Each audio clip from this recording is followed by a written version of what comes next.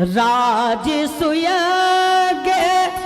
युधिष्ठिर कीनो तामे जूठ उठाई सबसे ऊंची प्रेम सगाई, सबसे ऊंची प्रेम सगाई। उन्होंने क्या किया?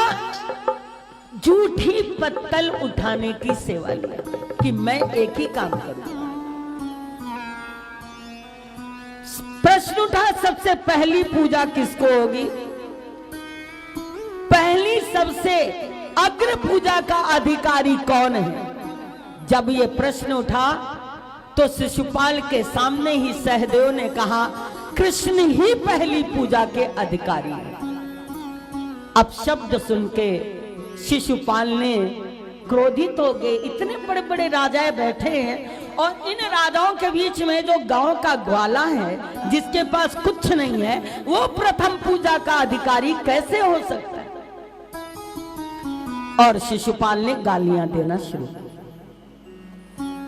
100 गालियां दे लिया। भगवान ने कहा अब चुप हो जाओ, अब चुप हो जाओ। जब 101 गाली दी तो सुदर्शन चक्र से सिर को धड़ से अलग कर देते हैं,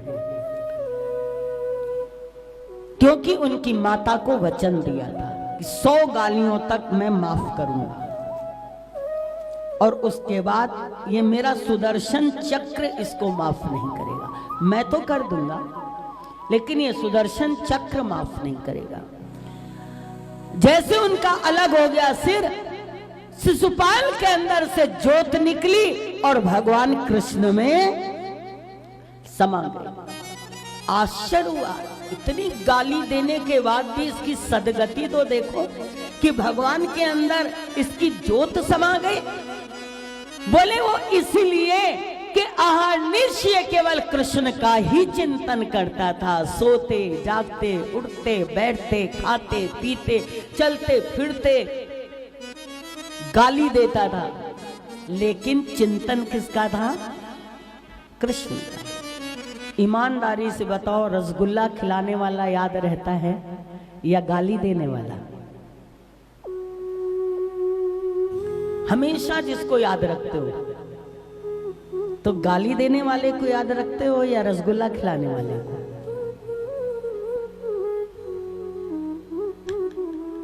गाली देने वाले को हमेशा। अरे रसगुल्ला वाला तो पता नहीं कौन कौन बारात में कितने रसगुल्ला खाए होंगे, लेकिन वो भूल गए होंगे कहाँ क्या खाया। लेकिन गाली वाली अगर कोई बारात होगी तो वो याद होगी। अरे एक बार गए थे गांव में, वहां पर ऐसी लड़ाई हुई, ऐसी गाली दी, वो इतिहास बन जाता है। शिशुपाल के मारे जाने से उनका ऋण चुकाने के लिए दंतवक्त्र भूमि पर आधमका। भगवान ने उस पर भी गदा का प्रहार किया। दंतवक्त्र के वक्षस्थल पर जैसे प्रहार किया वो भी निष्प्राण होकर के गिर पड़ा। शिशुपाल, दंतवक्त्र, हिरण्याक्ष, हिरण्यकश्यप, रावण और कुंभकर्ण। इसके बाद भगवान कृष्ण ने शिशुपाल का उद्धार करने के बाद रासु यज्ञ होता है। भगवान पांडवों को अनेक प्रकार से सुखी करके अब आते हैं, तो भगवान ने मन में सोचा कि सारे कार्य तो अब लगभग होने को आए हैं, अब ऐसा ना हो कि कहीं महाभारत युद्ध हो है, तो बलराम जी को तीर्थ यात्रा के लिए भगवान भेज देते हैं। बलराम जी तीर्थ यात्रा करने गए, बोले जाऊं अब थोड़े दिन तीर्थ यात्रा करके आऊं। तो भगवान ने रोमहर्षण कथा कह रहे थे, नीचे ब्राह्मण लोग कथा सुन रहे थे, रोमहर्षण से सूत जात के थे। बलराम जी ने जब ये अनुचित व्यवहार देखा कि ये तो ऊपर बैठे और इतने लोग नीचे बैठे, उन्होंने एक कुश के द्वारा उन पर प्रहार कर दिया और उनकी वहीं पर मृत्यु हो जाती है। उसके बाद सब लोगों ने सूत बोले सूत समाप्त नहीं होगा, सभी लोगों ने उनके पुत्र को अपनी अपनी शक्तियां, अपना अपना बल, अपनी अपनी सारी रिद्धि सिद्धि दे करके सूत जी को व्यासपीठ पर बिठाल करके पुनः कथा को कहलाते हैं। इसके बाद कहते हैं मैंने सुना है कि सुदामा कृष्ण के मित्र थे। बोले हाँ। राजा परीक्षित ने कहा कि मैं उनकी मित्रता के विषय में जानना चाहता हूं। कृष्णस्यासीद सखा कश्चित ब्रह्मणो ब्रह्मवित्तमः विरक्त इंद्रियार्थेषु प्रसन्नात्मा जितेंद्रियः। सुदामा जी भगवान के परम भक्त थे, ब्राह्मण थे, जितेंद्रिय थे, लेकिन इनके परिवार में बहुत ही गरीबी थी। लेकिन इनका नियम था, ये किसी से कुछ मांगते नहीं थे, जो मिल जाए उसी से अपने परिवार का पालन करते थे। कभी भोजन खा के रहते, कभी पानी पी के रहते, कभी भूखे ही रह जाते। एक दिन सुदामा की पत्नी सुशीला ने सुदामा जी से कहा मैंने सुना है कि कृष्ण आपके मित्र हैं और कृष्ण द्वारिकाधीश हैं, राजा हैं वहां के। अगर वो आपके मित्र हैं तो ऐसी स्थिति में आप क्यों नहीं जाते उनके पास और जाकर के उनसे कुछ लेकर के आइए, जिसमें हमारे परिवार की गरीबी दूर हो जाए। हम हमारे बच्चों के लिए, खाने के लिए, पहनने के लिए कुछ भी नहीं। सुदामा कहने लगे सुशीला बात तुम अच्छी कह रही हो, लेकिन मित्र से नहीं जाना चाहिए, लेकिन मांगने कभी नहीं जाना चाहिए। मांगने से मित्रता समाप्त हो जाती है, मांगने से मित्रता में दरार पड़ जाती है। इसलिए कभी मांगना नहीं चाहिए, मित्र से संबंध टूट जाते हैं। मैं जाऊंगा, अच्छी याद तुमने दिलाई, मैं दर्शन करके आऊंगा, मैं मिल के आऊंगा, लेकिन मैं कुछ मांगने नहीं जाऊंगा। दूसरी बात, मित्र के यहां खाली हाथ भी नहीं जाना चाहिए। तो मेरे पास तो कुछ है नहीं, तो मैं लेके क्या जाऊंगा। बोले आप घबराओ नहीं, हम व्यवस्था करते हैं। पड़ोस में गई और पड़ोस में जाकर के 3 मुट्ठी चावल ले आई। देख इसमें अपने साड़ी का पल्लू फाड़ दिया, मैली कुचैली साड़ी में वो चावल बांध दिया और सुदामा को दे दिया। सुदामा जी सुशीला की बात मान करके और वो मुट्ठी चावल लेकर के सुदामा जी चल पड़े।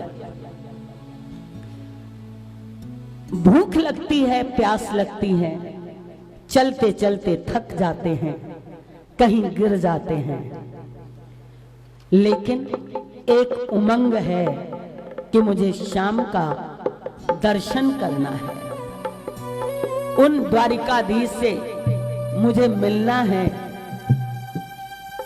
और मुझे उनके पास जाना है।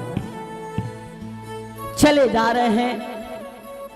तुम अगर बख्श देने का वादा करो, मैं सदा आपके गीत गाता रहूं।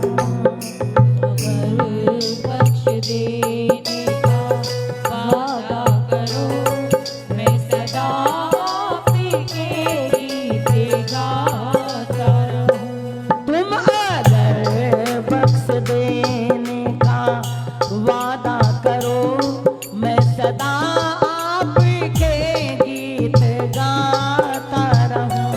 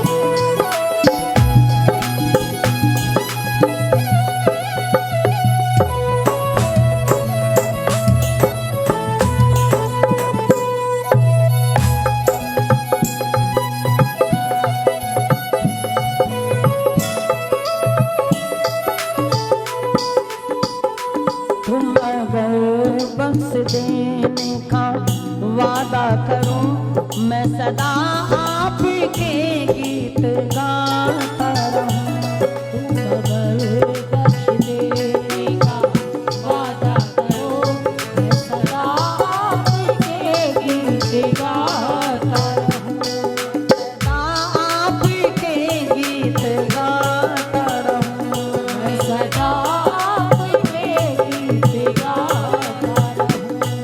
ओम नमो भगवते वासुदेवाय। ओम नमो भगवते वासुदेवाय। हरि ओम नमो भगवते वासुदेवाय। ओम नमो भगवते वासुदेवाय। हरि ओम नमो भगवते वासुदेवाय।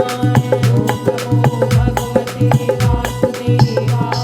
ओम नमो भगवते वासुदेवाय। ओम नमो भगवते वासुदेवाय। चलते चलते चलते मेरे पग हारे, कब लोगे खबर मेरी राम। और द्वारकापुरी पहुंच जाते हैं। जब द्वारिका नगरी में आते हैं तो यही पूछते हैं, बता दो द्वारिका नगरी कहाँ है? अरे बोले ब्राह्मण देवता, आप जहां हो यही द्वारिका नगरी है, इसी का नाम द्वारिका नगरी है। मेरे मित्र कृष्ण चंद्र क्या यहीं रहते? इतनी सुंदर श्री नगरी है कृष्ण की, मेरे मित्र का कितना सुंदर शहर है। सुदामा द्वारपालों से कहते हैं, मुझे कृष्ण से मिलना है। बोले तुम हो कौन? बोले मैं ये नहीं जानता, मुझे गोविंद का दर्शन करना है। बोले तुम हो कौन? बोले मैं उनका मित्र सुदामा हूं, लेकिन मैं मांगने नहीं आया हूं। ये मत सोचना कि मैं कुछ मांगने आया हूं, मैं केवल उनसे मिलने आया हूं। अरे द्वारपालो कन्हैया से कह दो, अरे द्वारपालो कन्हैया से कह दो कि दर पे सुदामा करीब आ गया है।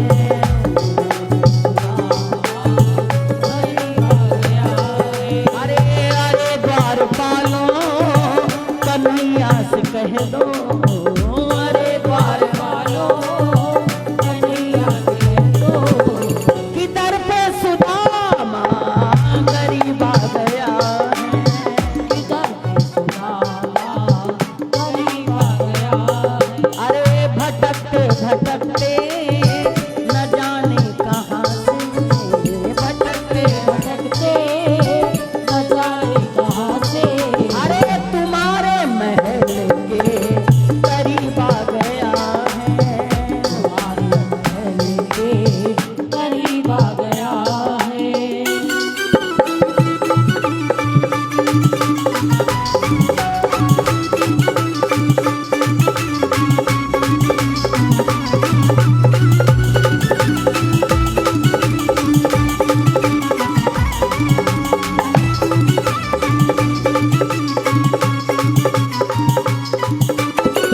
न सर पे है पगड़ी न तन पे है जामा, न सर पे है पगड़ी न तन पे है जामा, बता दो कन्हैया को नाम है सुदामा। बता दो कन्हैया को नाम है सुदामा। बता दो कन्हैया को नाम है सुदामा। बता दो कन्हैया को नाम है सुदामा। अरे एक बार मोहन से जाके ये कह दो, एक बार मोहन से जाकर के कह दो, क्या कह दो कि मिलने सखा बद नसीबा गया